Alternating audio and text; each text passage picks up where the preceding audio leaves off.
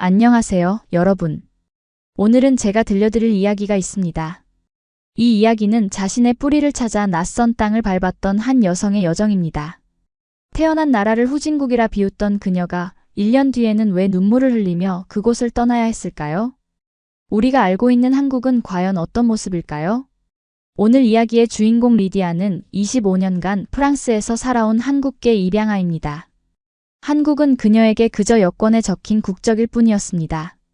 하지만 교환학생으로 한국을 방문한 1년은 그녀의 인생을 완전히 바꿔놓았습니다. 정체성을 잃고 방황하던 그녀가 진정한 자신을 찾아가는 여정, 타국에서 진짜 가족의 의미를 깨닫게 된 감동적인 이야기를 지금부터 함께 하실까요? 프랑스에서 한국으로, 그리고 다시 프랑스로 돌아간 리디아의 영혼을 울린 감동 실화, 지금 시작합니다. 오늘 이야기가 여러분의 마음에도 깊은 울림을 줄 수 있기를 바랍니다. 영상이 마음에 드신다면 구독과 좋아요, 알림 설정도 잊지 마세요. 여러분의 응원이 더 좋은 콘텐츠를 만드는 힘이 됩니다. 제 이름은 리디아 브레몽입니다.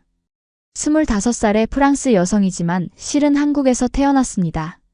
돌이 채 되기도 전에 프랑스로 입양되어 파리 외곽의 작은 마을에서 자랐죠. 양부모님은 정말 사랑이 넘치는 분들이셨습니다. 아버지는 대학 교수셨고 어머니는 작은 화방을 운영하셨어요. 두 분 모두 예술과 문화에 관심이 많으셔서 저도 자연스럽게 그런 환경에서 자랐습니다. 하지만 그렇게 행복한 가정에서 자랐음에도 불구하고 제 마음 한구석에는 늘 채워지지 않는 빈 공간이 있었어요. 학교에서는 항상 다른 아이들과 달랐습니다. 동양적인 제 외모는 프랑스 아이들 사이에서 눈에 띄었고 종종 네가 어디서 왔는지 묻는 질문을 받곤 했죠. 그럴 때마다 나는 프랑스 사람이야 라고 대답했지만 정작 거울을 볼 때마다 제 얼굴은 그 말이 거짓말 같다고 속삭이는 것 같았습니다. 10대 시절에는 정체성에 대한 혼란이 더 커졌어요. 학교에서 역사 시간에 아시아 문화를 배울 때면 괜히 가슴이 두근거렸고 누군가 한국 얘기를 할 때면 귀가 쫑긋해졌습니다. 대학에 입학한 후에는 동양학을 부전공으로 선택했어요. 우연히 들어간 한국 문화 수업에서 한글과 한국 역사를 배우면서 뭔가 이상한 감정이 일었습니다. 마치 오래 잊고 있던 꿈을 다시 꾸는 것 같은 느낌이었죠. 이게 내 뿌리인가? 하는 생각이 들었지만 동시에 그곳은 너무나 낯설었습니다. 제가 아는 한국은 그저 책이나 인터넷에서 본 정보뿐이었으니까요. 21살이 되던 해 대학 교환학생 프로그램에 지원했습니다. 목적지는 서울의 한 대학교였죠. 친구들은 왜 하필 한국이냐고 물었지만 저는 그저 웃으며 문화체험이라고 대답했어요. 하지만 제 마음 깊은 곳에서는 다른 목소리가 들렸습니다. 혹시 내 진짜 부모님을 찾을 수 있지 않을까? 그 희미한 희망을 안고 서울행 비행기에 올랐습니다. 비행기에서 내려 처음 밟은 인천공항은 생각보다 훨씬 현대적이고 깨끗했어요. 의외네. 라는 생각이 들었지만 여전히 저는 이곳을 선진국인 프랑스와 비교하며 살펴보고 있었습니다. 공항에서 시내로 향하는 버스 안에서 창밖을 내다보니 높은 빌딩들과 현대적인 도시 풍경이 펼쳐졌어요. 하지만 동시에 낯선 간판들과 이해할 수 없는 글자들이 제 마음을 불안하게 만들었습니다. 대학 기숙사에 도착해서는 더 큰 충격을 받았습니다. 방은 생각보다 좁았고 같은 방을 쓰게 된 한국인 룸메이트는 영어도 잘하지 못했어요. 첫날부터 문화적 차이를 느끼기 시작했습니다. 룸메이트는 친절하게 학교 구내식당으로 저를 데려갔지만 그곳에서 본 음식들은 제게 너무 낯설었어요. 매운 냄새가 코를 찔렀고 처음 보는 재료들이 그릇에 담겨 있었습니다. 용기를 내어 김치를 한 조각 먹어봤지만 그 맵고 신맛에 놀라 물을 벌컥벌컥 마셨던 기억이 나네요. 첫 주는 정말 혼란스러웠습니다. 학교 시스템에 적응하는 것도 어려웠고 언어 장벽은 생각보다 높았어요. 수업 시간에는 교수님의 말씀을 절반도 이해하지 못했고 길을 걷다 보면 모든 것이 낯설게 느껴졌습니다. 거리의 음식 냄새, 빠르게 지나다니는 사람들, 이해할 수 없는 대화 소리. 모든 것이 저를 이방인처럼 느끼게 했어요. 그렇게 지내던 어느 날 기숙사 인터넷이 갑자기 끊겼습니다. 행정실에 문의했더니 시스템 점검이라며 내일까지 기다리라는 답변을 받았어요. 프랑스였다면 이런 일이 있으면 즉시 해결되었을 텐데 이런 불편함에 역시 한국은 후진국이구나라고 생각했습니다. 그날 밤 프랑스 친구들과 영상통화를 하면서 한국에 대한 첫인상을 이야기했어요. 여기는 겉으로는 현대적인 것 같지만 실상은 아직 많이 불편해. 인터넷도 자주 끊기고 영어도 잘 안 통하고. 그렇게 한국에서의 첫 달이 지나갔습니다. 저는 여전히 이방인처럼 느껴졌고 한국이라는 나라는 제게 그저 잠시 머무는 곳일 뿐이었습니다. 하지만 제가 몰랐던 것은 이 낯선 땅에서의 경험이 제 인생을 완전히 바꿔놓을 거라는 사실이었죠. 그때는 알지 못했습니다. 제가 비웃었던 이 나라가 결국 제 영혼의 고향이 될 줄은요. 두 번째 달이 시작됐을 무렵 문화 수업 시간에 있었던 일을 잊을 수 없습니다. 그날은 한국 음식 문화에 대해 배우는 날이었어요. 교수님께서 김치의 역사와 문화적 가치에 대해 설명하셨는데 제 옆자리에 앉은 미국인 학생이 한국 음식은 위생적으로 어떻냐고 물었습니다. 그때 저도 덧붙여 말했죠. 프랑스에서는 길거리 음식을 잘 먹지 않아요. 여기 포장마차 같은 곳은 위생이 걱정돼요. 그 말을 하는 순간 교실 안에 한국 학생들이 모두 조용히 고개를 돌려 저를 쳐다봤습니다. 그들의 눈빛에서 불쾌감을 읽을 수 있었어요. 교수님은 부드럽게 웃으시며 한국의 길거리 음식 문화는 오랜 역사와 전통이 있고 요즘은 위생관리도 철저히 하고 있답니다. 라고 설명해 주셨지만 이미 분위기는 어색해져 있었죠. 수업이 끝나고 복도에서 한국인 여학생 하나가 제게 다가왔습니다. 리디아 씨, 우리나라 음식을 그렇게 평가하니까 기분이 안 좋았어요. 당신이 한국 사람인데? 그 말에 저는 황당했어요. 전 한국 사람이 아니에요. 프랑스 사람이에요. 태어난 곳이 여기라고 해서 제가 한국인은 아니잖아요? 그렇게 대답했지만 그 학생의 말이 제 마음에 깊은 생채기를 남겼습니다. 나는 정말 누구지? 프랑스인? 한국인? 아니면 그 어디에도 속하지 않는 사람? 그 일 이후로 수업에서도 기숙사에서도 더 외로워졌습니다. 한국 학생들은 저를 교환학생으로만 대했고 다른 외국인 학생들은 저를 한국계라고 생각하며 거리감을 두었죠. 양쪽 어디에도 완전히 속하지 못하는 느낌이었어요. 그래서 더더욱 프랑스의 집이 그리워졌습니다. 밤마다 양부모님과 통화하면서 여기서 1년을 어떻게 버티냐고 투덜거렸죠. 학교 생활도 일상생활도 적응이 쉽지 않았습니다. 마트에서 장을 볼 때도 음식점에서 주문할 때도 버스를 탈 때도 늘 긴장했어요. 제 얼굴은 한국인인데 한국어를 못하니 사람들이 저를 이상하게 쳐다봤거든요. 한 번은 버스에서 할머니 한 분이 제게 길을 물으셨는데 제가 한국어를 못한다고 하자 실망스러운 표정을 지으셨던 기억이 나네요. 우리나라 사람 같은데 우리말도 못하나? 하시던 말씀이 가슴에 꽂혔습니다. 그렇게 힘든 나날을 보내던 어느 날 동양사 수업에서 조별과제가 내려졌습니다. 저는 운이 좋게도 그때는 그렇게 생각하지 않았지만요. 한국인 남학생 민재와 같은 조가 되었어요. 민재는 4학년 선배로 조용하고 차분한 성격이었습니다. 첫 조모임에서 민재는 영어로 천천히 말하며 제게 친절하게 대했어요. 필요한 게 있으면 언제든 말해요. 도와드릴게요. 처음에는 그의 친절이 어색했습니다. 이게 진짜 호의일까? 아니면 그냥 외국인이라서 동정하는 걸까? 의심이 들었지만 민재는 꾸준히 제게 도움을 주었어요. 학교 도서관 사용법부터 시작해서 맛있는 식당 추천, 대중교통 이용 방법까지 모든 것을 차근차근 가르쳐 주었습니다. 특히 기억에 남는 건 제가 한국어로 된 자료를 찾아야 했을 때 민재가 밤늦게까지 함께 번역해 준 일이에요. 그때 처음으로 한국인들이 정말 정이 많구나라는 생각이 들었습니다. 하지만 여전히 저는 민재와 거리를 두었어요. 그의 친절을 받아들이면 뭔가 빚진 느낌이 들었고 무엇보다 이 나라에 정 붙이지 말자는 생각이 강했거든요. 그래서 종종 민재의 제안을 거절하곤 했습니다. 주말에 경복궁 구경 갈래요? 아니요, 과제해야 해요. 한국 전통 음식 페스티벌이 열리는데 같이 갈까요? 다음에요. 오늘은 피곤해서.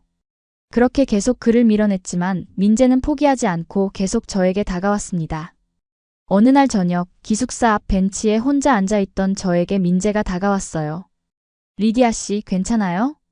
그날따라 유난히 외로움이 심했던 저는 참지 못하고 눈물을 흘렸습니다. 저는 어디에도 속하지 않는 것 같아요. 프랑스에서는 아시아인이라고 불리고 여기서는 프랑스인이라고 불려요. 근데 저는 정말 누구인지 모르겠어요. 오랫동안 가슴속에 담아두었던 말들이 홍수처럼 쏟아져 나왔습니다. 민재는 조용히 제 이야기를 들어주었어요. 그리고 잠시 침묵 후에 말했습니다. 사람이 꼭 한 곳에만 속해야 할 필요는 없지 않을까요? 두 문화를 모두 경험할 수 있다는 건 축복일 수도 있어요. 그 말은 단순했지만 제게는 큰 위로가 되었습니다. 그날 밤 처음으로 민재에게 제 이야기를 털어놓았어요. 입양된 이야기, 프랑스에서의 생활, 그리고 한국에 오게 된 진짜 이유까지. 민재는 진지하게 들어주었고 마지막에 한 가지 제안을 했습니다. 이번 주말에 우리 할머니 댁에 갈 건데 같이 가보지 않을래요? 할머니께서는 시골에 사시는데 정말 한국의 전통을 느낄 수 있는 곳이에요. 평소라면 거절했겠지만 그날은 왠지 모르게 네, 가볼게요 라고 대답했습니다. 그때는 몰랐습니다. 그 여행이 제 인생의 전환점이 될 줄은요.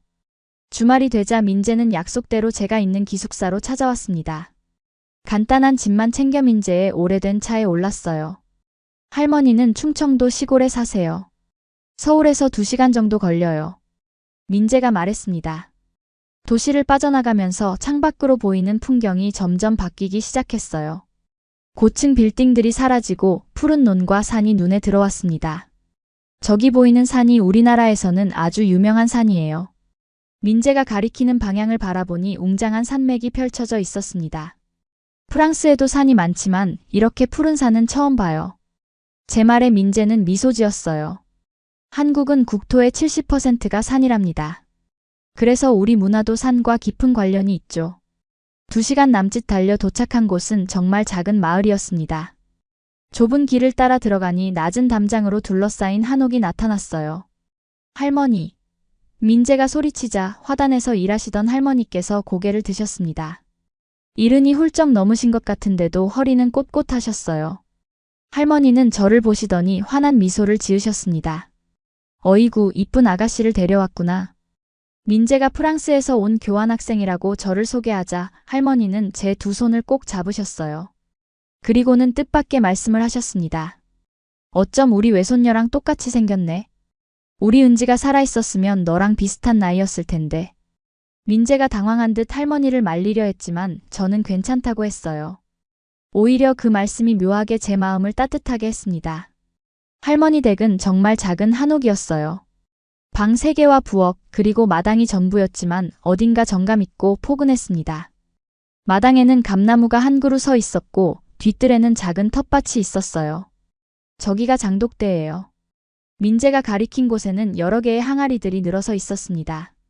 한국 사람들은 저기서 김치, 된장, 간장 같은 것들을 발효시켜요. 할머니는 저희를 안으로 모셨습니다. 방 안은 생각보다 따뜻했어요. 온돌이라고 해서 바닥 아래로 열이 지나가는 난방 시스템이에요. 민재가 설명해 주었습니다. 할머니는 부엌으로 가셔서 차를 준비하셨어요. 보리차예요. 한국 사람들이 물 대신 자주 마시는 차입니다. 처음 맛보는 보리차는 구수하고 진한 맛이 났어요. 익숙하지 않았지만 나쁘지 않았습니다. 저녁이 되자 할머니는 정성스럽게 음식을 차리기 시작하셨어요. 텃밭에서 직접 기른 채소들과 된장찌개, 갓 지은 밥. 정말 소박하지만 정성이 가득한 식탁이었습니다. 할머니, 제가 도와드릴게요. 제가 말하자 할머니는 기뻐하셨어요. 아이고, 고마워라. 저기 접시 좀 가져다 줄래? 함께 밥상을 차리면서 할머니는 계속 저를 바라보셨습니다. 우리나라 사람인데 외국에서 자랐다고? 할머니의 질문에 저는 고개를 끄덕였어요. 네, 프랑스에서 자랐어요. 할머니는 안타까운 표정을 지으셨습니다. 많이 힘들었겠구나. 타국에서 자란다는 게 쉽지 않았을 텐데. 그 말씀에 갑자기 눈물이 핑 돌았어요. 지금까지 많은 사람들이 제게 외국에서 살면 좋겠다고 말했지만 제 마음속 외로움을 이해해 주신 분은 할머니가 처음이었습니다. 식사를 하면서 할머니는 계속 제게 이것저것 권하셨어요. 이건 우리 텃밭에서 난 무로 담근 김치야. 한번 먹어봐. 처음에는 조심스럽게 맛보았지만 점점 한국 음식에 익숙해지고 있었습니다. 특히 된장찌개는 생각보다 맛있었어요. 구수하고 진한 맛이 입안에 퍼지면서 묘하게 편안한 느낌이 들었습니다. 식사 후 할머니는 오래된 사진첩을 꺼내오셨어요. 우리 민재가 어렸을 때 사진이야. 사진 속 어린 민재는 정말 귀여웠습니다. 그런데 페이지를 넘기다 보니 한 여자아이의 사진이 나왔어요. 이 아이가 아까 말씀하신. 제가 물으니 할머니는 고개를 끄덕이셨습니다. 우리 은지야. 민재 사촌인데 5살 때 병으로 하늘나라로 갔어. 그 사진을 보는 순간 묘한 기분이 들었습니다. 정말로 그 아이와 제가 닮아 있었거든요. 까만 눈동자와 작은 코, 동그란 얼굴. 마치 거울을 보는 것 같았어요. 할머니는 제 표정을 보시더니 제 손을 꼭 잡으셨습니다. 우리 은지가 너를 보내준 것 같구나. 그 말에 갑자기 눈물이 왈칵 쏟아졌어요. 지금껏 느껴보지 못한 감정이었습니다. 마치 오랫동안 찾아 헤매던 무언가를 발견한 것 같은 느낌이었죠. 밤이 깊어지자 할머니는 제게 방을 내어주셨어요. 우리나라에서는 손님한테 제일 좋은 방을 내어줘. 방은 정말 소박했지만 이상하게도 편안했습니다. 두꺼운 이불과 베개가 깔려 있었고 창밖으로는 별이 총총 빛나고 있었어요. 프랑스에서는 결코 볼 수 없었던 풍경이었습니다. 침대에 누워 천장을 바라보며 생각했어요. 나는 지금까지 한국을 얼마나 편견을 가지고 바라봤던가. 할머니의 따뜻함, 민재의 친절, 이 소박한 집의 포근함. 이런 것들이 진짜 한국이 아닐까? 처음으로 이 나라에 대해 다시 생각해보게 되었습니다. 그날 밤 오랜만에 정말 편안하게 잠들 수 있었어요. 할머니 댁에서의 주말은 제 생각보다 훨씬 빨리 지나갔습니다. 일요일 아침 할머니는 새벽부터 일어나 아침을 준비하고 계셨어요. 이건 우리나라 전통 아침이야. 밥에 된장국, 김, 반찬 몇 가지. 프랑스에서는 아침으로 빵과 커피를 간단히 먹는 것이 전부였는데 이렇게 푸짐한 아침은 처음이었습니다. 그런데 놀랍게도 생각보다 속이 편안했어요. 특히 된장국은 구수한 맛이 입안 가득 퍼지면서 몸이 따뜻해지는 느낌이 들었습니다. 아침 식사 후 할머니는 저를 텃밭으로 데려가셨어요. 우리 같이 상추 좀 따자. 할머니를 따라 무릎을 꿇고 앉아 상추를 따는데 이상하게도 마음이 편안해졌습니다. 흙냄새, 채소의 향, 새들의 지저김.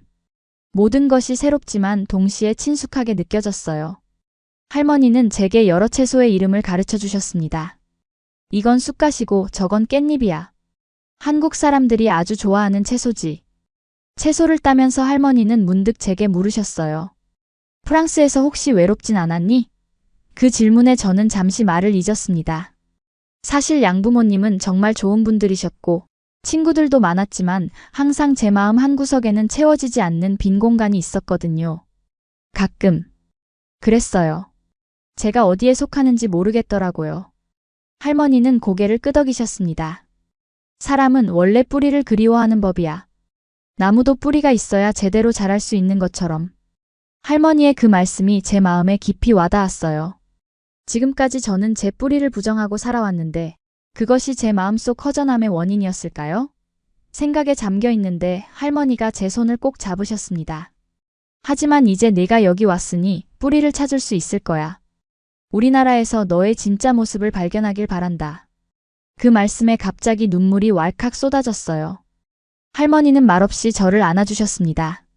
점심시간이 되자 할머니는 아침에 딴 채소로 쌈을 싸먹는 법을 가르쳐 주셨어요. 밥 위에 고기 올리고 상추에 쌈장 바르고 이렇게 싸서 한 입에 쏙. 처음에는 어색했지만 몇 번 해보니 금방 익숙해졌습니다. 신선한 채소와 구수한 쌈장 그리고 맛있는 고기가 어우러지는 맛이 정말 좋았어요. 한국 음식이 이렇게 맛있는 줄 몰랐어요. 제 말에 할머니는 환하게 웃으셨습니다. 우리 음식이 복잡해 보여도 사실은 자연의 맛을 살리는 게 핵심이란다. 식사 후 민재는 마을 구경을 시켜주겠다며 저를 데리고 나갔습니다. 작은 마을이었지만 곳곳에 역사와 문화가 살아 숨쉬고 있었어요. 오래된 정자, 조그만 사당, 돌담길. 민재는 하나하나 설명해 주었습니다. 이 정자는 조선시대 때 지어진 거예요. 마을 사람들이 모여서 중요한 일을 의논하던 곳이죠. 마을 끝에 있는 작은 언덕에 올라가니 마을 전체가 한눈에 들어왔어요. 논과 밭이 펼쳐져 있고 그 사이사이에 한옥들이 자리 잡고 있었습니다. 멀리 산이 병풍처럼 마을을 감싸고 있었고 맑은 하늘 아래 모든 것이 평화롭게 느껴졌어요. 이런 풍경은 프랑스에서 볼 수 없어요. 제 말에 민재는 미소 지었습니다.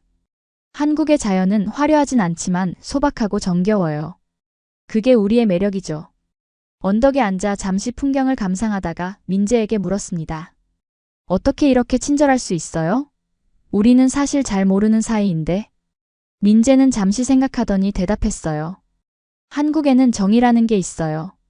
혈연이나 인연으로 맺어진 사람들 사이에 특별한 감정이죠. 리디아 씨가 비록 외국에서 자랐지만 한국인의 피가 흐르고 있잖아요. 그래서 더 친근하게 느껴지는 것 같아요. 정이라. 생소한 개념이었지만 묘하게 이해가 되었습니다. 할머니가 저를 대하는 방식, 민재가 도움을 주는 모습, 이 모든 것이 정의 표현이었던 거죠.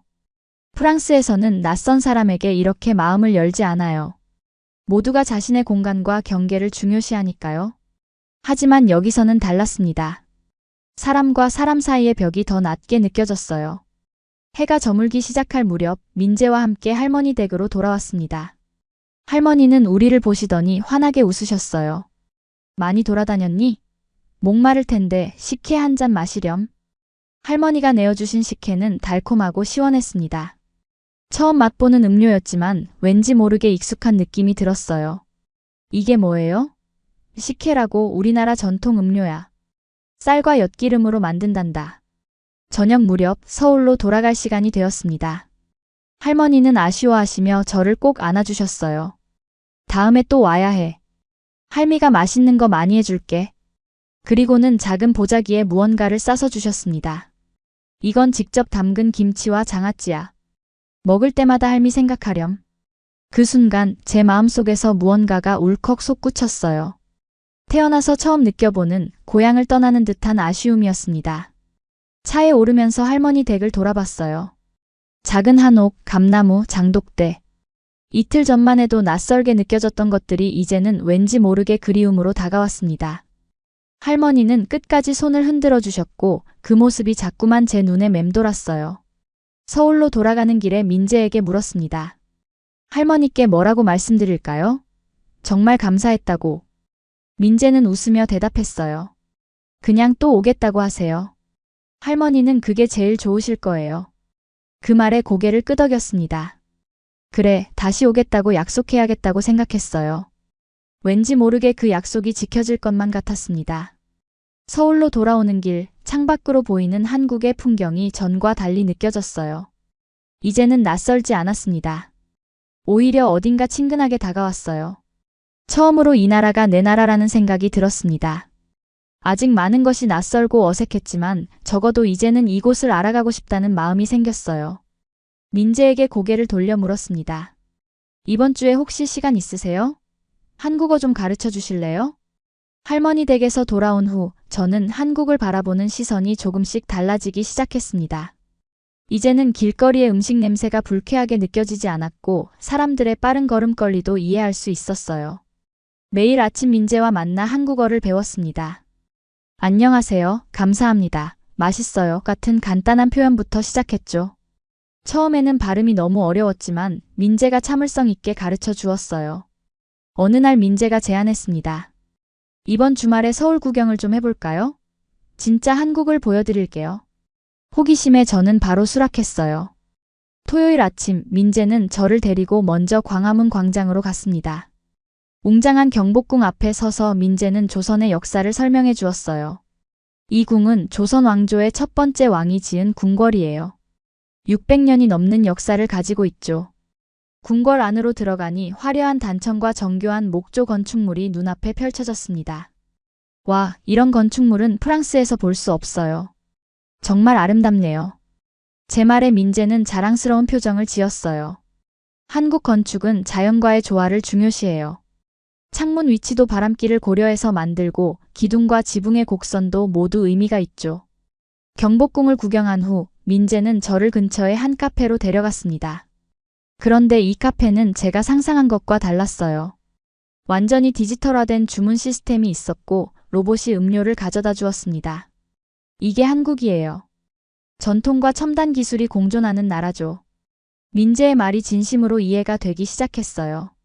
오후에는 강남 지역을 구경했습니다. 고층 빌딩들, 화려한 쇼핑몰, 세련된 사람들. 마치 다른 나라에 온 것 같았어요.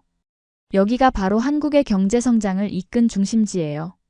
50년 전만 해도 이곳은 논밭이었는데 지금은 세계적인 비즈니스 중심지가 되었죠. 민재의 설명에 놀라움을 금치 못했습니다. 정말요? 그렇게 짧은 시간에 이렇게 발전했다니. 민재는 제게 스마트폰을 보여주며 자랑했어요. 이 휴대폰도 한국 기업이 만든 거예요.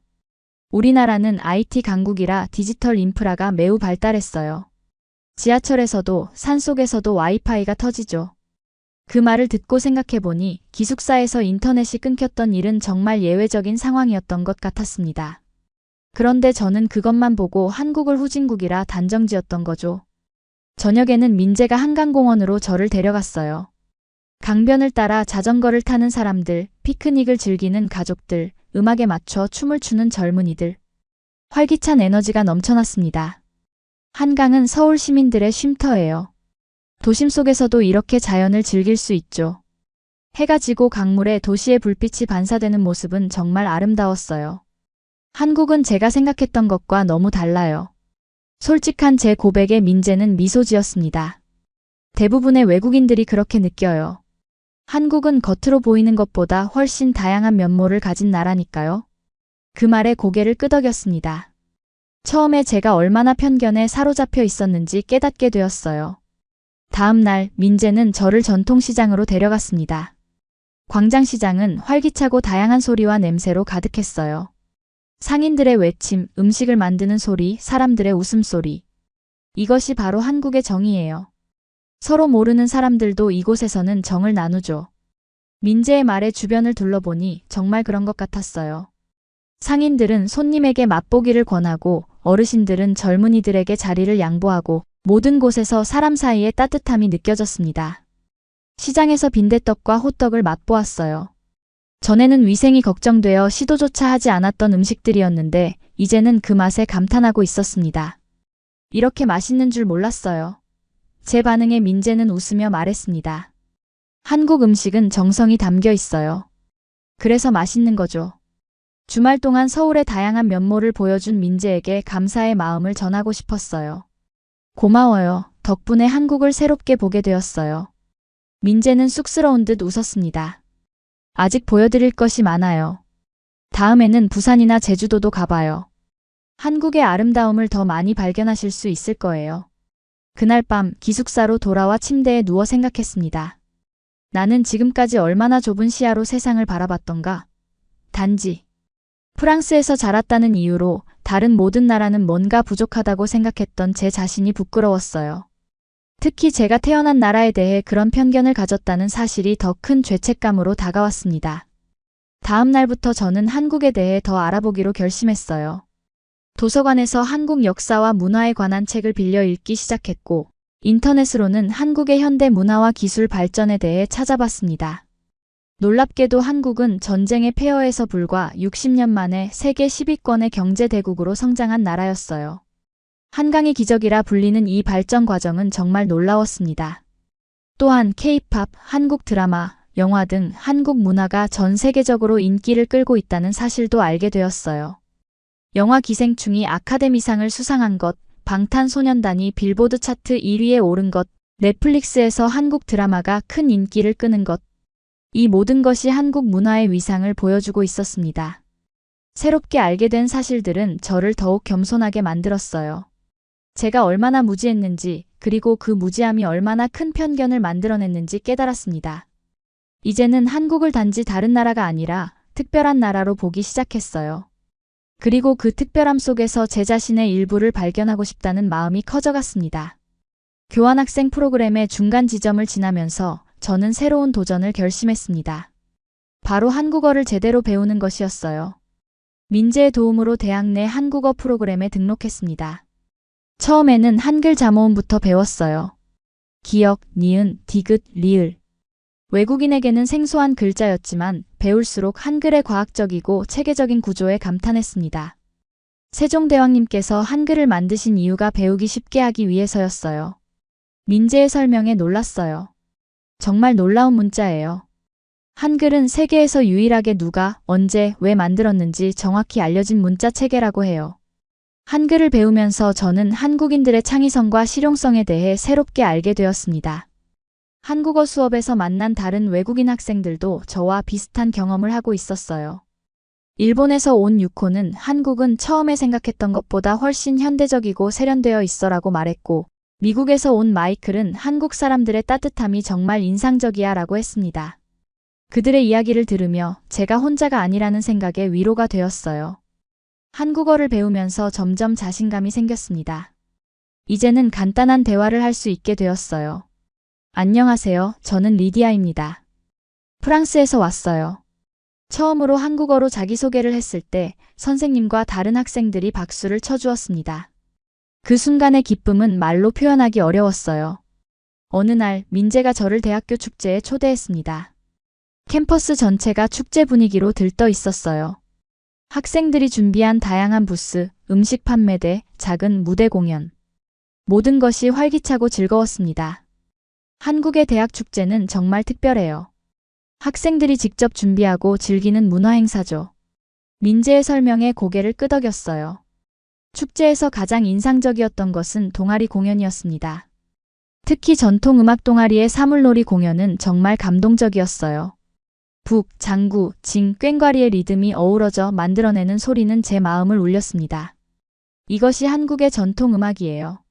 공동체의 화합과 기쁨을 표현하는 음악이죠. 민재의 말에 고개를 끄덕였어요. 그 음악에는 한국인의 정서가 담겨 있는 것 같았습니다. 축제가 끝날 무렵 민재의 친구들이 우리에게 다가왔어요. 처음에는 긴장했지만 그들은 모두 친절하게 저를 대해주었습니다. 프랑스에서 왔다고? 와, 정말 멋있다. 한국 음식은 어때? 뭐가 제일 맛있어? 한국어 배우기 어렵지 않아? 질문 세례에 제가 서툰 한국어로 대답하자 모두들 응원해 주었어요. 와, 한국어 정말 잘한다. 그날 밤 민재의 친구들과 함께 노래방에 갔습니다. 프랑스에서는 경험해보지 못한 문화였어요. 개인 방에서 마이크를 들고 노래를 부르는 것이 처음에는 어색했지만 곧 그 매력에 빠졌습니다. 민재가 한국 가요를 부르자 모두가 함께 박수치며 환호했어요. 저도 용기를 내어 프랑스 노래를 불렀습니다. 비록 아무도 알아듣지 못했지만 모두가 진심으로 응원해 주었어요. 노래방 후에는 포장마차에서 늦은 저녁을 먹었습니다. 떡볶이, 순대, 어묵. 처음에는 꺼려했던 길거리 음식들이 이제는 정말 맛있게 느껴졌어요. 한국 사람들은 왜 이렇게 늦게까지 먹고 놀아요? 제 질문에 민재의 친구 중 하나가 대답했습니다. 우리는 일할 때 정말 열심히 일하고 놀 때는 정말 열심히 놀아. 그게 한국인의 에너지야. 그날의 경험은 제게 한국 젊은이들의 삶을 이해하는 소중한 기회가 되었어요. 그들의 열정, 에너지, 그리고 서로를 배려하는 마음. 모든 것이 새롭고 신선하게 다가왔습니다. 프랑스의 젊은이들이 조금은 개인주의적이고 냉소적인 면이 있다면 한국의 젊은이들은 더 집단적이고 열정적이었어요. 다음 날 아침 저는 민재에게 문자를 보냈습니다. 어제 정말 즐거웠어요. 친구들에게도 고맙다고 전해주세요. 민재의 답장이 곧 왔어요. 다들 리디아 씨를 정말 좋아했어요. 다음에 또 같이 놀아요. 그 메시지를 읽으며 미소 지었습니다. 처음으로 한국에서 소속감을 느꼈어요.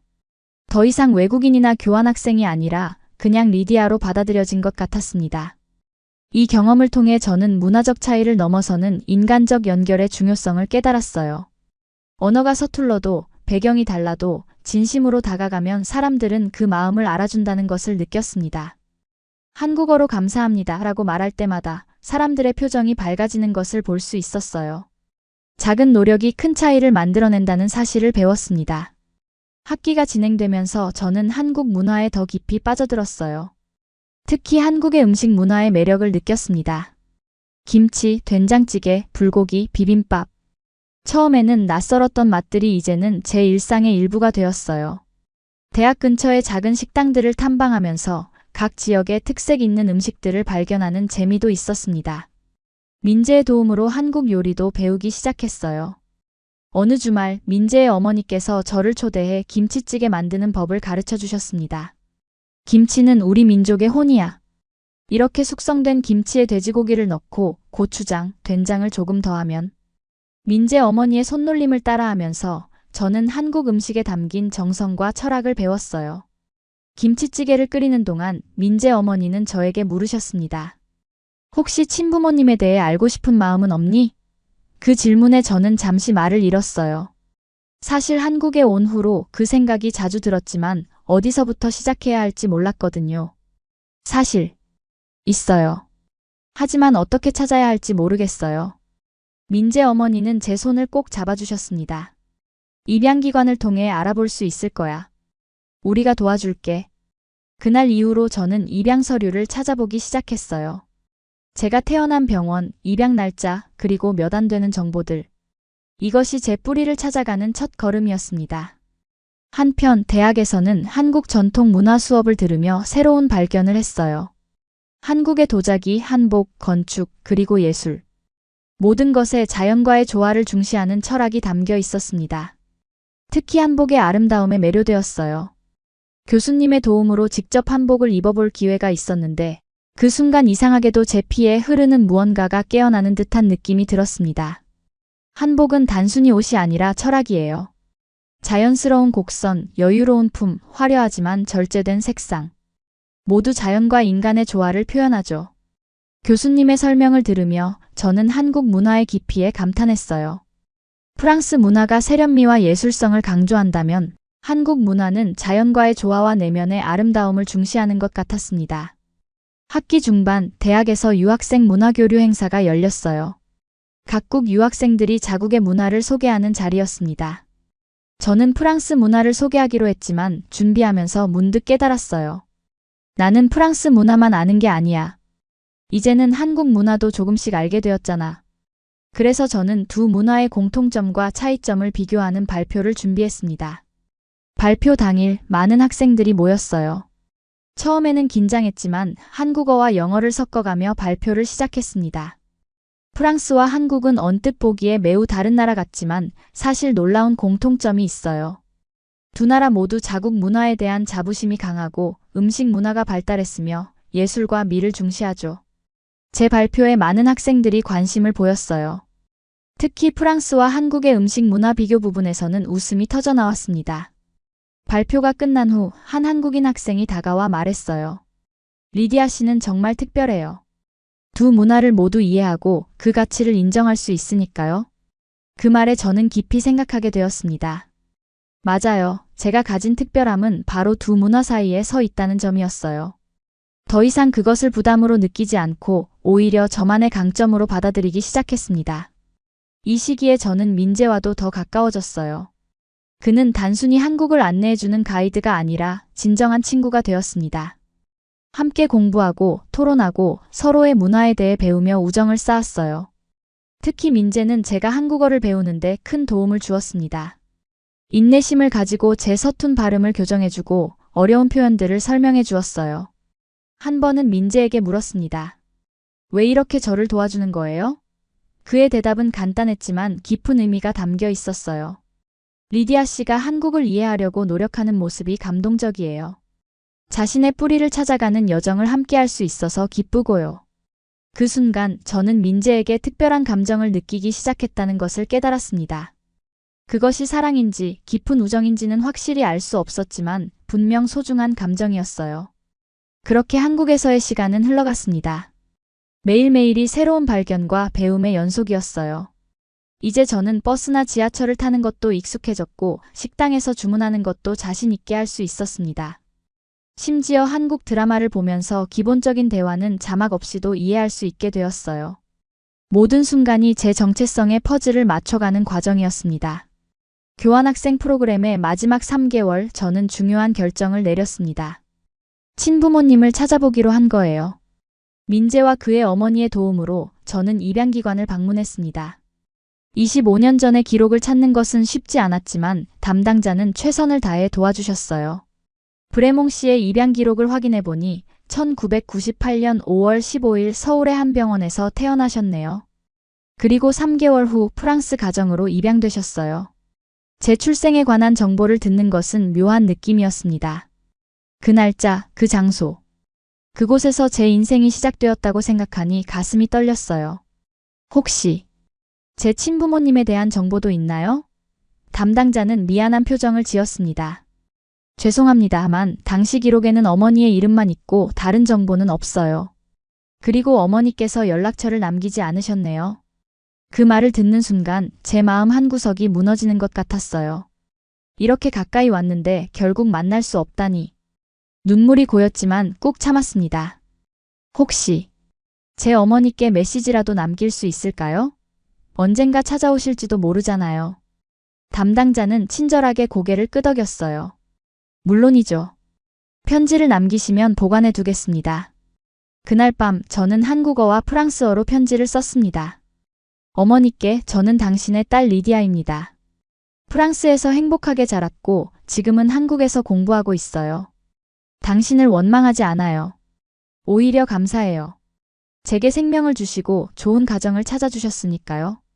언젠가 만날 수 있기를 바랍니다.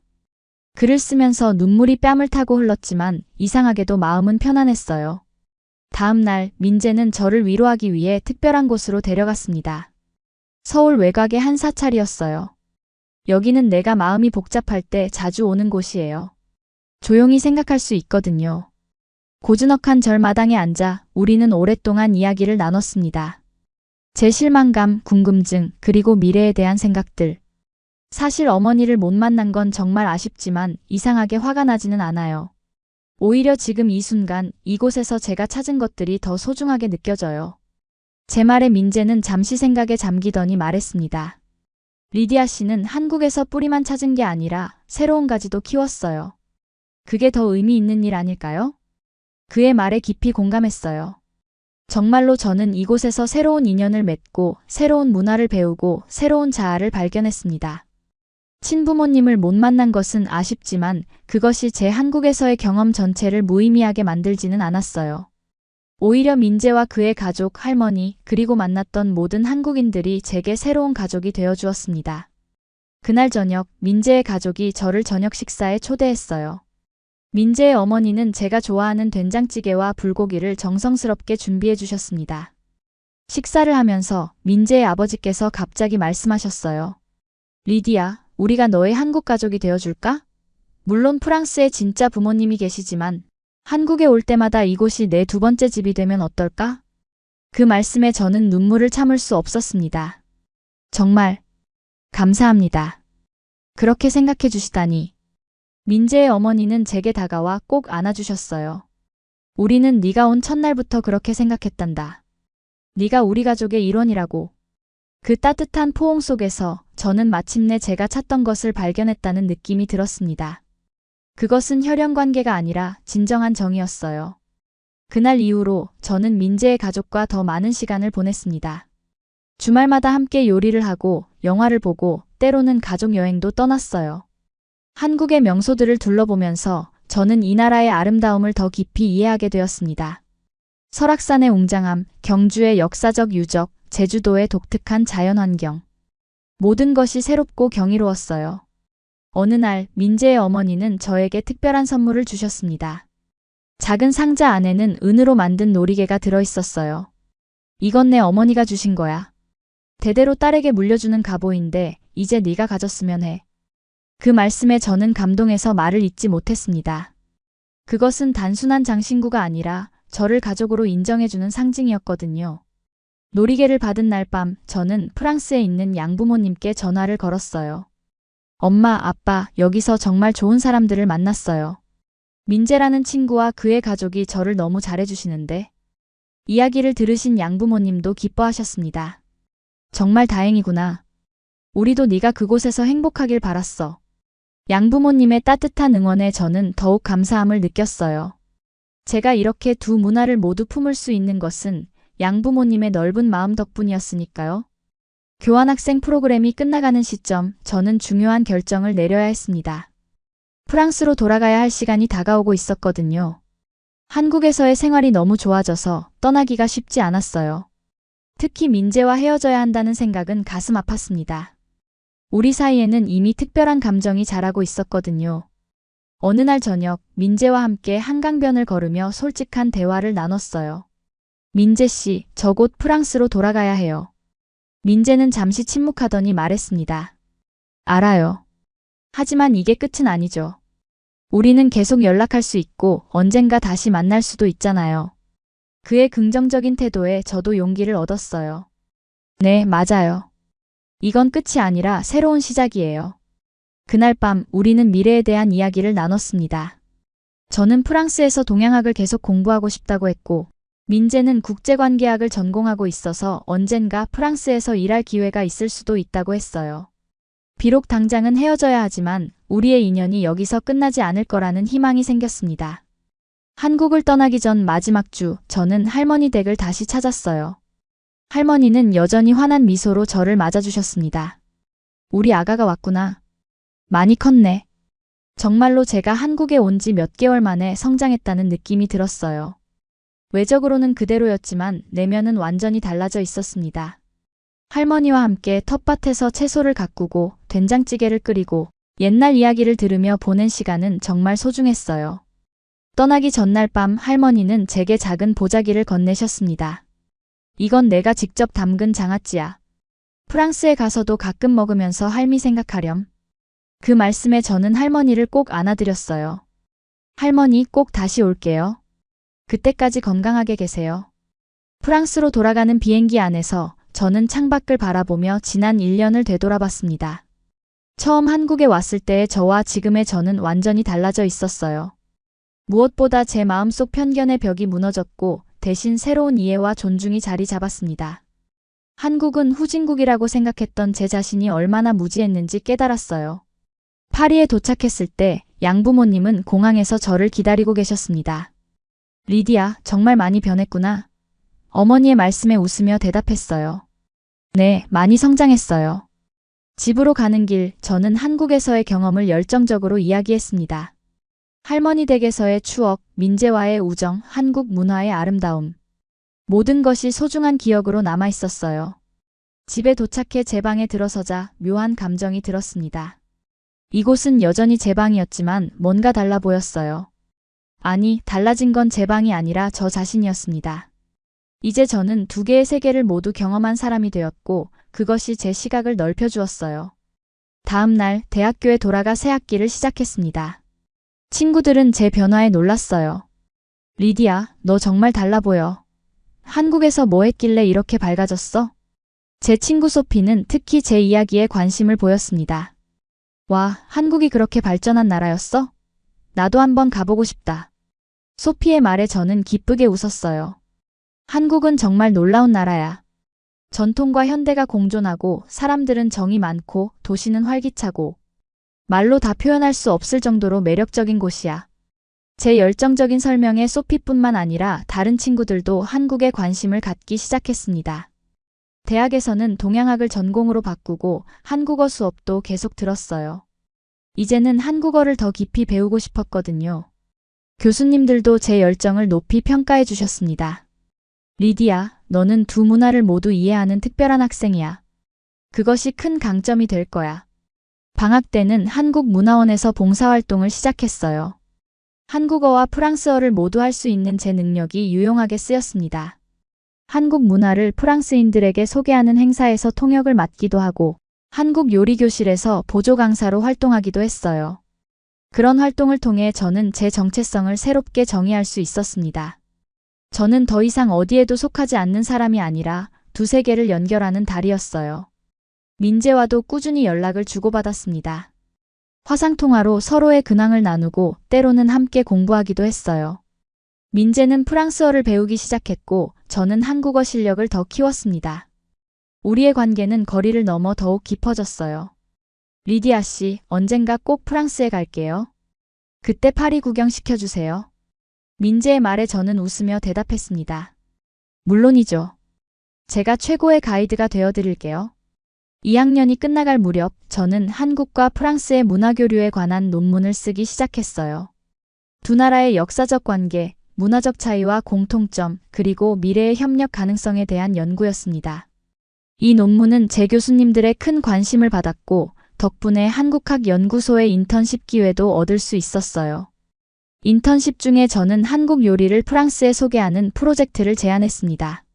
한식의 건강함과 다양성은 프랑스인들에게도 매력적일 거예요. 연구소 측에서도 제 아이디어를 긍정적으로 받아들여 작은 한식 시연회를 열게 되었어요. 김치, 비빔밥, 불고기 등 한국의 대표 음식을 프랑스인의 입맛에 맞게 약간 조정해 소개했습니다. 시연회는 예상 이상의 성공을 거두었어요. 참가자들은 한국 음식의 새로운 맛과 건강한 재료에 큰 관심을 보였습니다. 특히 발효식품인 김치에 대한 질문이 많았어요. 프랑스에도 치즈처럼 발효식품이 있지만 김치는 완전히 다른 맛이네요. 흥미롭습니다. 한 참가자의 말에 저는 뿌듯함을 느꼈습니다. 이 시연회의 성공으로 저는 한불 요리 문화교류 프로그램의 정식 코디네이터로 일하게 되었어요. 한국의 요리학교와 연계하여 프랑스 요리사들에게 한식을 가르치고 반대로 한국 요리사들에게 프랑스 요리를 소개하는 프로그램이었습니다. 이 일을 통해 저는 제 두 가지 문화적 배경을 최대한 활용할 수 있었어요. 한편 민재도 좋은 소식을 전해왔습니다. 그가 프랑스 대학원 교환 프로그램에 선발되어 내년에 파리에 올 수 있게 되었다는 거예요. 리디아 씨, 내년에 만날 수 있겠네요. 너무 기대돼요. 그 소식을 들은 저는 너무 기뻐서 소리를 질렀습니다. 정말요? 와, 너무 좋아요. 제가 파리의 모든 것을 보여드릴게요. 민재가 파리에 오기로 한 날짜가 다가오면서 저는 설렘과 긴장이 교차했어요. 1년 만에 재회, 그것도 제 고향인 파리에서. 어떤 모습으로 그를 맞이할지, 어디를 먼저 보여줄지 계획하느라 밤잠을 설치기도 했습니다. 양부모님께도 민재에 대해 많이 이야기했어요. 정말 좋은 친구 같구나. 우리도 만나보고 싶다. 어머니의 말씀에 저는 기쁘게 고개를 끄덕였습니다. 마침내 민재가 파리에 도착한 날, 저는 샤를 드골 공항으로 마중을 나갔어요. 긴 비행 끝에 지친 모습이었지만 민재의 얼굴에는 여전히 따뜻한 미소가 있었습니다. 리디아 씨, 드디어 만났네요. 그 순간 한국에서의 모든 추억이 물밀듯이 밀려왔어요. 저도 모르게 민재를 꼭 안아주었습니다. 정말 보고 싶었어요. 첫날, 저는 민재를 저희 집으로 초대했어요. 양부모님은 민재를 정말 반갑게 맞아주셨습니다. 민재군, 리디아가 너에 대해 정말 많이 이야기했단다. 우리 딸을 잘 돌봐줘서 고마워. 아버지의 말씀에 민재는 쑥스러운 듯 웃었어요. 아닙니다. 오히려 리디아 씨가 저희 문화를 이해하려고 정말 많이 노력했어요. 저녁 식사 자리에서 어머니는 프랑스 가정식을 정성스럽게 준비해 주셨습니다. 코코뱅, 라따뚜이, 그리고 크렘 브듈레. 민재는 처음 맛보는 프랑스 음식에 감탄했어요. 와, 정말 맛있습니다. 한국 음식과는 또 다른 맛이네요. 식사를 하면서 우리는 한국과 프랑스의 문화 차이에 대해 이야기를 나눴습니다. 양부모님도 한국에 대해 많은 관심을 보이셨어요. 언젠가 우리도 한국에 가보고 싶구나. 리디아가 그렇게 좋아하는 나라라면 분명 특별한 곳일 테니. 다음 날부터 저는 민재에게 파리의 아름다움을 보여주기 시작했어요. 에펠탑, 루브르 박물관, 몽마르트 언덕. 관광객들이 많이 찾는 명소도 가보고 현지인들만 아는 작은 카페나 골목길도 소개했습니다. 민재는 모든 것에 호기심 어린 눈으로 반응했어요. 파리는 정말 아름다운 도시네요.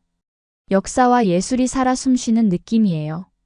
특히 민재는 파리의 미술관들의 깊은 인상을 받았습니다. 루브르에서 모나리자를 보며 오르세에서 인상파 화가들의 작품을 감상하며 그는 진정한 예술의 도시 파리를 경험했어요. 한국에도 훌륭한 예술이 있지만 서양 미술은 또 다른 매력이 있네요. 민재의 말에 저는 고개를 끄덕였습니다. 맞아요. 각 문화마다 독특한 아름다움이 있죠. 주말에는 베르사유 궁전으로 소풍을 갔어요. 화려한 궁전과 정원을 거닐며 우리는 더 깊은 대화를 나눴습니다. 리디아 씨, 프랑스로 돌아온 후 어떤가요? 한국이 그립진 않나요? 민재의 질문에 저는 잠시 생각에 잠겼어요. 물론 그리워요. 특히 할머니와 당신 가족들. 하지만 이상하게도 이제는 두 나라 모두 제 집 같은 느낌이 들어요. 전 이제 두 세계에 모두 속한 사람인 것 같아요. 민재는 제 손을 살며시 잡았어요. 그게 리디아 씨의 특별함이에요. 두 문화를 모두 이해하고 사랑할 수 있다는 건 정말 특별한 일이니까요. 그의 따뜻한 말에 가슴이 떨렸습니다. 그 순간 우리의 관계가 단순한 우정을 넘어섰다는 것을 느꼈어요.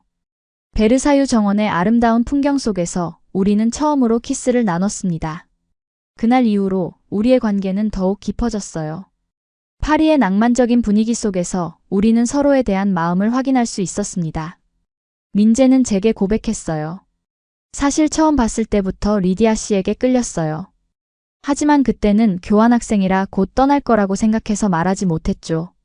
저도 솔직하게 제 마음을 털어놓았습니다. 저도 민재 씨를 좋아했어요. 하지만 문화적 차이가 너무 커서 어떻게 해야 할지 몰랐어요. 우리는 문화적 차이에도 불구하고 오히려 그것이 우리를 더 특별하게 만든다는 것을 깨달았어요. 프랑스의 낭만과 한국의 정, 두 가지 문화의 아름다움을 모두 이해하고 존중할 수 있었으니까요. 우리는 서로의 문화를 배우고 성장할 수 있는 특별한 관계예요. 민재의 말에 깊이 공감했습니다. 민재의 파리 생활은 6개월 동안 계속되었어요. 그 기간 동안 우리는 함께 공부하고 여행하고 서로의 꿈에 대해 이야기했습니다. 민재는 국제기구에서 일하고 싶어 했고 저는 한불 문화교류 전문가가 되고 싶었어요. 우리의 꿈은 달랐지만 서로를 응원하고 지지하는 마음은 같았습니다. 그러던 어느 날 민재가 놀라운 제안을 했어요. 리디아 씨, 졸업 후에 한국에서 같이 일해보는 건 어때요? 요즘 한불 문화교류 분야에서 일할 기회가 많아지고 있거든요. 그의 제안에 저는 깊이 생각했습니다. 한국에서 살고 일한다는 것은 또 다른 도전이겠지만 동시에 매력적인 기회이기도 했어요. 정말 그럴 수 있을까요? 제가 한국에서 일자리를 구할 수 있을까요? 제 질문에 민재는 자신 있게 대답했어요. 물론이죠. 리디아 씨는 이미 두 문화를 모두 이해하고 있잖아요. 그건 정말 귀한 재능이에요. 게다가 한국어도 계속 공부하고 있으니까 분명 좋은 기회가 있을 거예요. 민재의 파리 생활이 끝나갈 무렵 우리는 미래에 대한 구체적인 계획을 세우기 시작했어요. 저는 앞으로 1년 동안 학업을 마치고 그 후에 한국으로 돌아가 취업을 시도해보기로 했습니다. 민재는 졸업 후 서울에서 국제관계 분야의 일을 찾기로 했어요. 비록 1년간 다시 떨어져 있어야 했지만 이번에는 명확한 미래와 희망이 있었습니다. 1년이 금방 지나갈 거예요. 그동안 서로 더 준비하고 성장하는 시간이 될 수 있을 거예요. 민재의 말에 저는 고개를 끄덕였어요. 네, 그리고 이번에는 제가 진정한 마음으로 한국으로 돌아가게 될 것 같아요. 더 이상 단순한 호기심이나 뿌리찾기가 아니라 제 미래를 위해서요. 민재가 떠나는 날 공항에서 우리는 긴 포옹을 나눴습니다. 1년 후에 다시 만나요. 그때는 한국에서. 민재의 약속에 저는 미소 지었어요. 네, 그때는 제가 진정한 한국인이 되어 있을 거예요. 우리의 이별은 슬프지만 희망찬 기다림이 있었습니다. 민재가 떠난 후 저는 더욱 열심히 한국어를 공부했어요. 한국문화원에서 더 많은 시간을 보내며 한국 문화를 프랑스에 소개하는 일에 적극적으로 참여했습니다. 또한 한국의 회사들과 문화기관들의 이력서를 보내기 시작했어요. 제 목표는 명확했습니다. 한불 문화교류의 다리가 되는 것. 양부모님은 제 결정을 전적으로 지지해 주셨어요. 네가 행복하다면 우리도 행복하단다. 비록 멀리 있더라도 우리는 언제나 내 가족이니까. 어머니의 말씀에 저는 눈물을 흘렸습니다. 양부모님의 무조건적인 사랑이 있었기에 저는 새로운 도전을 할 용기를 낼 수 있었어요. 졸업을 앞둔 마지막 학기, 저는 한국에서 기쁜 소식을 받았습니다. 서울에 있는 한불문화교류센터에서 취업 제안을 받은 거예요. 브레몽 씨의 이중 문화적 배경과 경험이 우리 센터에 큰 도움이 될 것 같습니다. 졸업 후 바로 일을 시작할 수 있으신가요? 이메일을 읽는 순간 저는 너무 기뻐서 소리를 질렀습니다. 즉시 민재에게 전화를 걸었어요. 민재 씨, 좋은 소식이 있어요. 서울에서 일자리를 구했어요. 전화기 너머로 민재의 기쁨에 찬 목소리가 들려왔습니다. 정말요? 축하해요. 이제 정말 같이 한국에서 살 수 있겠네요. 우리의 꿈이 현실이 되어가고 있었어요. 졸업식 날 양부모님은 자랑스러운 표정으로 저를 바라보셨습니다. 우리 딸이 이제 정말 국제적인 인재가 되었구나. 아버지의 말씀에 제 가슴이 뭉클해졌어요. 양부모님 덕분에 저는 안정된 환경에서 자라고 좋은 교육을 받을 수 있었습니다. 그리고 이제는 그 사랑을 바탕으로 새로운 도전을 시작하려는 거죠. 한국으로 떠나기 전날 밤 가족 저녁 식사를 했어요. 어머니는 제가 좋아하는 요리를 모두 준비해 주셨고 아버지는 특별한 와인을 개봉하셨습니다. 이건 내가 태어났을 때 사둔 와인이란다. 네가 성인이 되면 함께 마시자고 생각했지. 아버지의 말씀에 깊은 감동을 받았어요. 식사를 하면서 우리는 추억을 나누고 미래에 대한 이야기를 했습니다. 걱정하지 마세요. 자주 돌아올게요. 그리고 두 분도 한국에 꼭 놀러 오세요.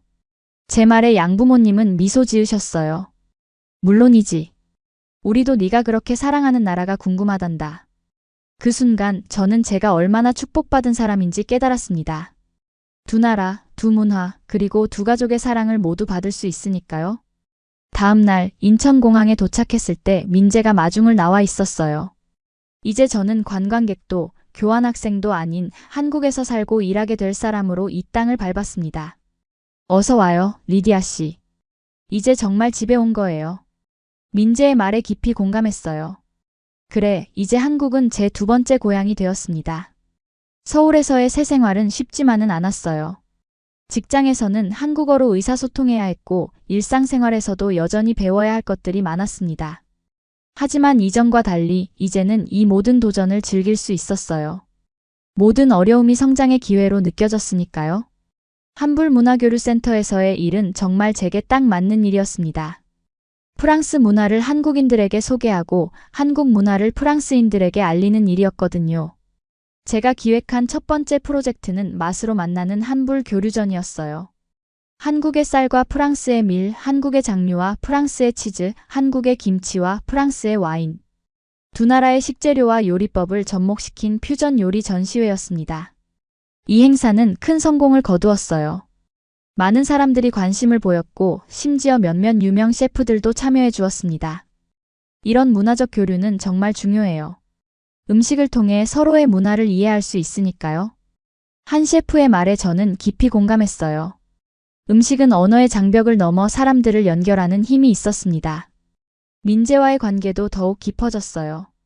이제 우리는 서울에서 함께 시간을 보내며 미래를 계획할 수 있었습니다. 주말에는 한국의 여러 지역을 여행하며 제가 미처 보지 못했던 아름다움을 발견했어요. 민재는 저에게 강원도의 산, 경상도의 바다, 전라도의 음식 등 한국의 다양한 모습을 보여주었습니다. 특히 기억에 남는 것은 제주도 여행이었어요. 현무암 해변, 오름, 그리고 푸른 바다. 제주도의 자연은 제 마음을 사로잡았습니다. 이런 아름다운 곳이 한국에 있다니 정말 놀라워요. 제 말에 민재는 미소 지었어요. 아직 보여드리고 싶은 곳이 많아요. 우리나라는 작지만 정말 다양한 모습을 가지고 있거든요. 한국에서의 1년이 지나갈 무렵 저는 큰 결심을 했어요. 민재에게 프로포즈를 받은 거죠. 한강변을 걷던 어느 저녁 민재는 갑자기 무릎을 꿇고 반지를 꺼냈습니다. 리디아 씨, 저와 결혼해 주실래요? 서로 다른 문화에서 왔지만 그것이 우리를 더 특별하게 만든다고 생각해요. 함께라면 어떤 어려움도 극복할 수 있을 것 같아요. 그 순간 제 마음은 이미 결정되어 있었어요. 네, 민재 씨. 제가 당신과 함께하고 싶어요. 우리의 다른 점이 서로를 더 풍요롭게 만들 거예요. 우리의 약혼은 양가 가족들에게도 큰 기쁨이었습니다. 민재의 부모님은 저를 진심으로 환영해 주셨고 프랑스에 계신 양부모님도 화상통화로 축하의 말씀을 전해주셨어요. 결혼 준비를 하면서 우리는 한국과 프랑스의 전통을 모두 존중하기로 했습니다. 한국식 패백과 프랑스식 결혼식 두 가지 문화를 모두 담은 특별한 결혼식을 계획했어요. 우리 결혼식이 두 문화의 아름다운 조화를 보여주는 자리가 되면 좋겠어요. 민재의 말에 저는 깊이 공감했습니다. 결혼식 날 양가 가족들이 모두 모였어요. 프랑스에서 오신 양부모님, 한국의 민재 가족, 그리고 할머니까지. 모두가 한자리에 모여 우리의 새 출발을 축하해 주셨습니다. 서로 다른 언어를 사용하지만 모두의 얼굴에는 같은 미소가 있었어요. 그것이 바로 진정한 문화적 교류의 아름다움이라고 생각했습니다. 결혼 후 저희는 서울의 작은 아파트에서 새 생활을 시작했어요. 저는 계속해서 한불문화교류센터에서 일했고 민재는 국제관계 분야에서 경력을 쌓았습니다. 우리 집은 자연스럽게 두 문화가 공존하는 공간이 되었어요. 부엌에는 김치와 치즈가 함께 있었고 서재에는 한국 소설과 프랑스 문학이 나란히 꽂혀 있었습니다. 우리의 일상에서도 두 문화가 조화롭게 어우러졌어요. 아침에는 바게트와 잼으로 프랑스식 아침을, 저녁에는 된장찌개와 밥으로 한국식 식사를 즐겼습니다. 주말에는 한국의 산을 등산하기도 하고 때로는 프랑스 영화를 보며 와인을 마시기도 했어요. 그 모든 순간이 특별하고 의미 있게 느껴졌습니다. 어느 날 뜻밖의 소식을 받았어요. 입양기관에서 연락이 온 거죠. 브레몽 씨, 기적 같은 일이 있습니다. 어머니께서 찾아오셨어요. 그 말을 듣는 순간 제 심장이 멈춘 것 같았어요. 25년간 찾지 못했던 친어머니가 갑자기 나타나셨다니. 그것은 제가 상상조차 하지 못했던 일이었습니다. 입양기관에서 만난 제 친어머니는 50대 중반의 단아한 여성이셨어요. 그분의 이름은 김미선, 젊은 시절 어려운 상황에서 저를 포기할 수밖에 없었다고 하셨습니다. 그때는 너무 어리고 가난해서 네가 더 나은 삶을 살기를 바랐어. 어머니의 눈에는 오랜 세월의 후회와 그리움이 담겨 있었어요. 처음에는 어떤 감정을 느껴야 할지 혼란스러웠습니다. 분노, 기쁨, 슬픔, 모든 감정이 복잡하게 얽혀 있었어요. 하지만 어머니의 이야기를 들으면서 저는 점점 이해하기 시작했습니다. 당시 그분은 19살의 어린 나이에 저를 낳았고 홀로 키울 형편이 되지 않았다고 해요. 네가 행복하게 자랄 수 있도록 하는 것이 최선의 선택이라고 생각했어. 그날 저녁 민재와 함께 오랜 대화를 나눴어요. 어떤 기분이에요? 민재의 질문에 저는 솔직하게 대답했습니다. 복잡해요. 하지만 이상하게도 화가 나지는 않아요. 오히려 이제야 제 인생의 퍼즐이 완성된 것 같은 느낌이에요. 민재는 제 손을 꼭 잡아주었습니다. 리디아 씨는 정말 대단해요. 이런 상황에서도 이해하고 받아들일 수 있다니. 친어머니와의 만남 이후 저는 조금씩 그분에 대해 알아가기 시작했어요. 어머니는 제가 입양된 후에도 항상 저를 그리워하셨다고 합니다. 매년 제 생일마다 떡을 해서 이웃과 나누며 제 건강을 기원하셨대요. 언젠가는 꼭 다시 만날 수 있을 거라고 믿었어. 그 말을 들으니 가슴이 뭉클해졌습니다. 어머니는 제가 프랑스에서 자란 것에 대해 감사해 하셨어요. 좋은 부모님 만나서 행복하게 자랐다니 정말 다행이구나. 그게 내 유일한 위로였어. 저는 어머니에게 프랑스에서의 생활, 양부모님의 사랑, 그리고 한국으로 돌아오게 된 과정을 이야기해 드렸습니다. 어머니는 눈물을 흘리며 들으셨어요. 네가 결국 뿌리를 찾아 돌아왔구나. 친어머니를 민재의 가족과 할머니께 소개해 드렸어요. 처음에는 어색했지만 할머니께서 따뜻하게 맞아주셨습니다. 같은 자식을 사랑하는 마음은 다 같은 법이지. 우리 리디아를 사랑해줘서 고마워요. 할머니의 그 말씀에 친어머니도 마음을 열기 시작하셨어요. 양부모님께도 친어머니에 대해 이야기 드렸습니다. 처음에는 걱정하셨지만 곧 이해해 주셨어요. 그분도 너의 어머니야. 우리는 네가 더 많은 사랑을 받는 것을 기뻐할 뿐이란다. 양부모님의 넓은 마음에 다시 한번 감사함을 느꼈습니다. 결국 저는 세 쌍의 부모님을 가진 축복받은 사람이 되었어요. 프랑스의 양부모님, 한국의 친어머니, 그리고 시부모님까지. 각기 다른 방식으로 저를 사랑해 주시는 분들이 계셨습니다. 그것은 제 인생에서 가장 큰 행운이자 선물이었어요. 시간이 흐르면서 저는 한불문화교류센터에서 더 큰 프로젝트를 맡게 되었습니다. 한국과 프랑스의 청소년 교류 프로그램을 기획하게 된 거예요. 두 나라의 고등학생들이 서로의 문화를 경험하고 배울 수 있는 기회를 제공하는 프로그램이었습니다. 저처럼 어린 나이에 다른 문화를 경험하면 더 넓은 시각을 가질 수 있어요. 그것이 이 프로그램의 핵심이죠. 이 프로그램은 예상 이상의 반응을 얻었어요. 많은 학생들이 지원했고 첫 해에 20명의 한국 학생들이 프랑스로, 20명의 프랑스 학생들이 한국으로 교환 방문을 했습니다. 저는 이들을 가이드하면서 제 자신의 경험을 나누었어요. 처음에는 모든 것이 낯설고 어색할 거예요. 하지만 그 과정 자체가 여러분을 성장시킬 거예요. 민재도 이 프로그램에 적극적으로 참여했습니다. 그는 학생들에게 한국 역사와 문화에 대해 강연하고 서울 곳곳을 안내했어요. 우리나라는 짧은 시간에 놀라운 발전을 이룬 나라예요. 하지만 동시에 수천 년의 역사와 전통을 간직하고 있죠. 민재의 자부심 넘치는 설명에 프랑스 학생들은 깊은 인상을 받았습니다. 프로그램이 끝난 후 많은 학생들이 감사 편지를 보내왔어요. 한 프랑스 학생은 이렇게 썼습니다. 한국에 대한 선입견이 완전히 바뀌었어요. 이제 한국은 제게 단순한 아시아의 한 나라가 아니라 매력적이고 역동적인 문화를 가진 특별한 나라가 되었습니다. 그 말을 읽으며 제 자신의 여정이 생각났어요. 이 성공적인 프로그램 덕분에 저는 더 큰 꿈을 꾸게 되었습니다. 바로 한불문화교류센터를 넘어서 더 넓은 범위의 문화교류 플랫폼을 만드는 것이었어요.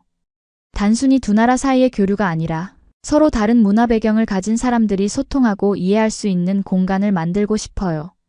이 비전을 민재에게 이야기했더니 그는 전적으로 지지해 주었습니다.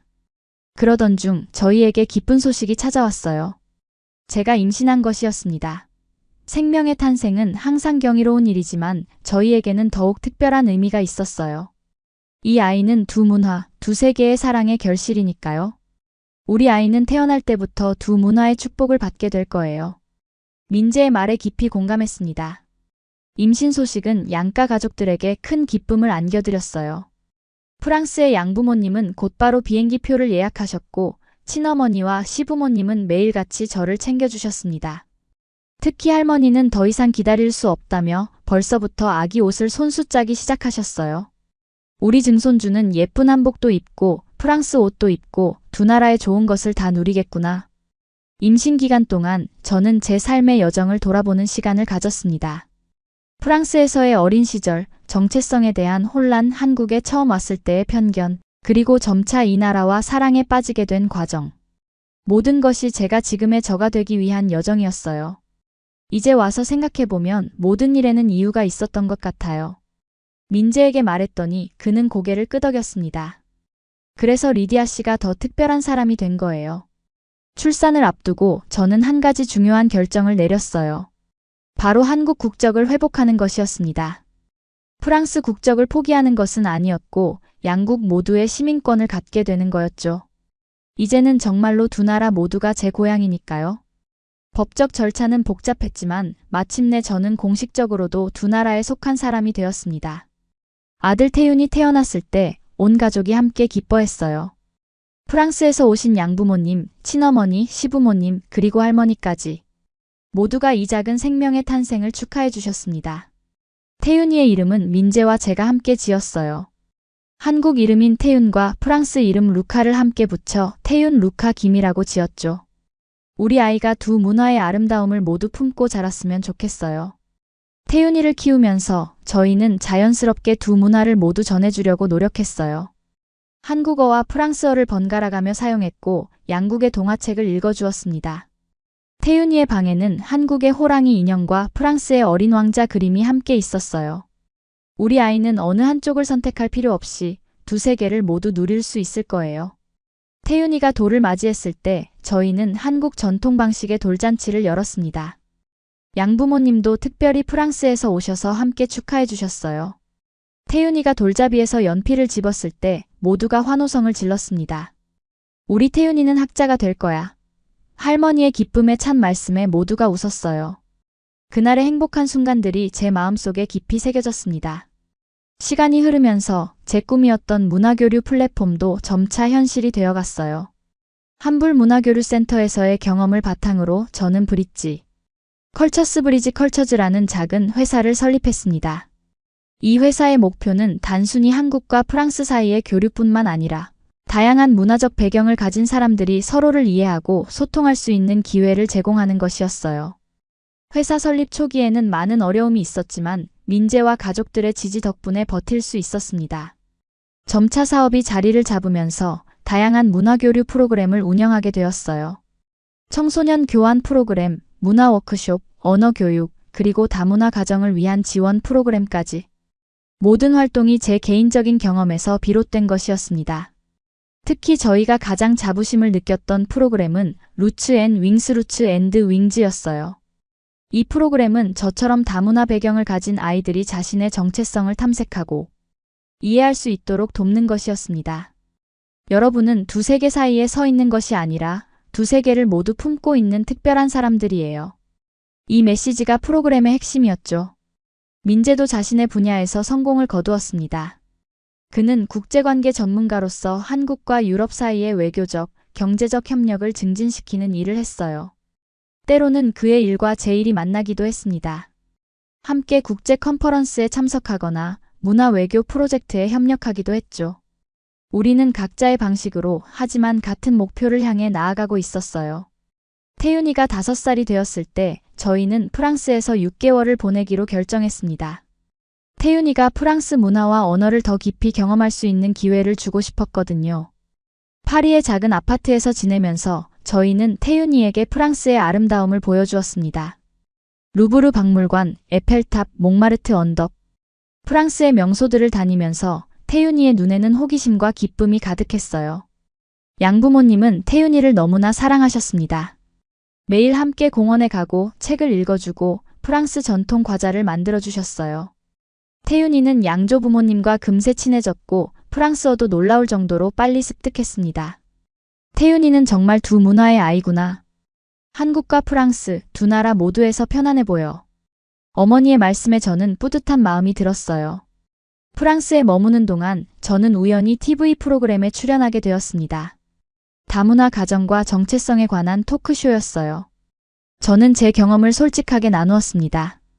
처음에는 정체성의 혼란을 겪었지만 이제는 그것이 저의 강점이라고 생각해요. 두 문화를 모두 이해하고 사랑할 수 있다는 것은 큰 축복이니까요. 제 이야기는 많은 시청자들의 공감을 얻었고 특히 다문화 배경을 가진 사람들에게 위로와 용기를 주었습니다. 이 방송 이후 저는 책을 써보라는 제안을 받았어요. 제 경험과 브릿지 컬처스를 통해 만난 다양한 사람들의 이야기를 담은 책이었습니다. 처음에는 망설였지만 민재의 격려 덕분에 용기를 내어 집필을 시작했어요. 당신의 이야기는 많은 사람들에게 희망이 될 거예요. 특히 자신의 정체성으로 고민하는 사람들에게요. 1년의 집필 끝에 제 책 두세 개 사이에서 정체성을 찾아가는 여정이 출간되었습니다. 이 책은 한국어와 프랑스어로 동시에 출판되었고 예상외로 많은 독자들의 사랑을 받았어요. 특히 다문화 가정의 부모들과 자녀들, 그리고 해외에서 자신의 정체성을 고민하는 사람들에게 큰 위로가 되었습니다. 책 출간 기념회에서 한 젊은 여성이 다가와 저에게 말했어요. 저도 리디아 씨처럼 한국계 입양아예요. 당신의 이야기가 저에게 큰 용기를 주었어요. 이제 저도 제 뿌리를 찾아볼 생각이에요. 그 말을 들으니 가슴이 뭉클해졌습니다. 제 경험이 다른 이들에게 도움이 된다는 사실이 정말 기뻤어요. 태윤이가 초등학교에 입학할 무렵 저희는 다시 한국으로 돌아왔습니다. 태윤이는 한국 학교에 적응하면서도 주말에는 프랑스 문화센터에서 프랑스어와 문화를 계속 배웠어요. 그는 자연스럽게 두 언어를 구사했고 두 문화 사이를 자유롭게 오갈 수 있었습니다. 엄마, 저는 한국인이자 프랑스인이에요. 그게 제일 좋아요. 태윤이의 말에 저는 깊은 감동을 받았어요. 시간이 흘러 저희 가족은 더욱 성장했습니다. 둘째 딸 소율이 태어났고 그녀 역시 태윤이처럼 두 문화 속에서 자라났어요. 브릿지 컬처스도 국제적인 문화교류 플랫폼으로 발전했고 민재는 국제기구에서 중요한 직책을 맡게 되었습니다. 우리의 삶은 바쁘고 때로는 도전적이었지만 항상 풍요롭고 의미 있었어요. 지금 돌이켜보면 제 인생은 예상치 못한 방향으로 흘러갔습니다. 한때는 한국을 후진국이라 비웃던 저였지만 이제는 이 나라의 아름다움과 가치를 전 세계에 알리는 사람이 되었어요. 제가 부정하려 했던 정체성이 결국 제 인생에서 가장 소중한 자산이 되었습니다. 한국은 제가 돌아온 나라가 아니라 처음으로 진짜 나라는 존재를 만나게 해준 나라입니다. 그리고 프랑스는 제가 성장할 수 있는 따뜻한 품을 제공해준 나라고요. 두 나라, 두 문화, 그리고 세 쌍의 부모님. 모든 것이 저를 지금의 저로 만들어주었습니다. 이제 저는 자신 있게 말할 수 있어요. 저는 리디아 브레몬 김입니다. 한국과 프랑스 두 나라에 모두 속한 사람이죠. 그리고 그것이 제 가장 큰 자랑입니다. 제 여정은 계속되고 있어요. 앞으로도 두 문화의 다리가 되어 더 많은 사람들이 서로를 이해하고 존중할 수 있도록 돕고 싶습니다. 지금도 어디선가 저처럼 정체성의 퍼즐을 찾는 분이 있다면 한 가지 말씀드리고 싶어요. 당신이 서 있는 그 경계선은 한계가 아니라 가능성이에요. 두세 개를 모두 품을 수 있는 특별한 마음을 가졌다는 것을 잊지 마세요. 그것이 바로 당신만의 아름다움이니까요.